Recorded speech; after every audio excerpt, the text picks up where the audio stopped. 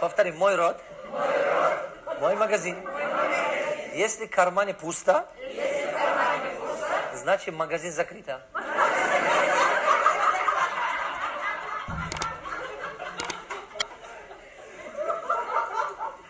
Поняли?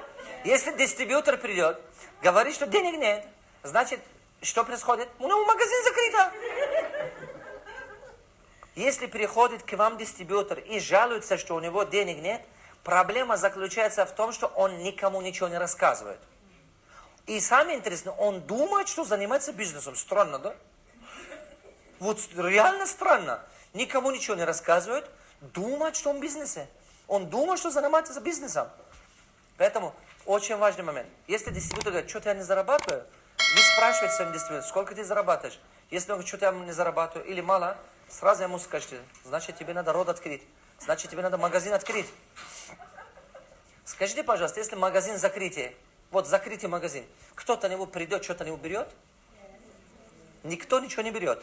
Согласны? В закрытом магазине никто ничего не берет. Никто же окно не сломает, деньги оставит, что-то взять ушли.